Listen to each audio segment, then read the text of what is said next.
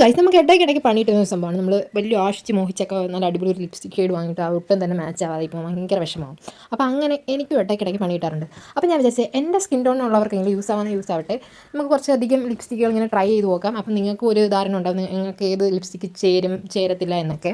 അപ്പം ഞാൻ അങ്ങനെ 2 ദിവസം മുമ്പ് നമ്മുടെ ഇടയ്ക്ക് വെച്ച് ഭയങ്കര വീഡിയോ എവിടെ തുറന്നാലും ഈ ഒരു ലിപ്സ്റ്റിക്കായിരുന്നു.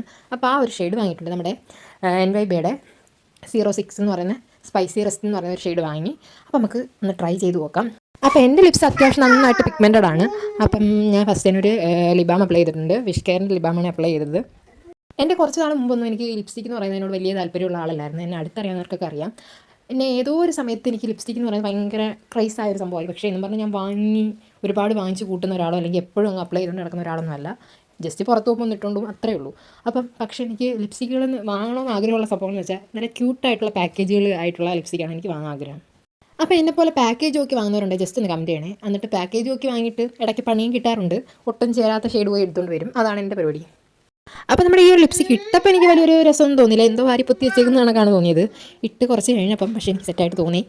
ഒന്ന് ഡ്രൈ ആയതിനു ശേഷം കുഴപ്പമില്ലാത്ത തരത്തിൽ ഓക്കെ ആണെന്ന് തോന്നി. ഇതുവരെ വാങ്ങിച്ചതിലും ഭേദമാണ്. അപ്പം കുഴപ്പമില്ല, ജസ്റ്റ് ലൈറ്റായിട്ടൊക്കെ അപ്ലൈ ചെയ്യാൻ സൂപ്പറായിട്ടാണ് എനിക്ക് തോന്നിയത്. അപ്പം നിങ്ങൾക്ക് എന്താണ് തോന്നിയത് നിങ്ങൾ കമൻറ്റ് ചെയ്യുക. അപ്പോൾ വീഡിയോ ഇഷ്ടപ്പെട്ടാൽ ലൈക്ക് ചെയ്യാനും കമൻറ്റ് ചെയ്യാനും സബ്സ്ക്രൈബ് ചെയ്യാനും മറക്കണ്ട. വീഡിയോയിലൊക്കെ ഒരുപാട് പോരായ്മകളൊക്കെ കാണുമെന്ന് എനിക്കറിയാം.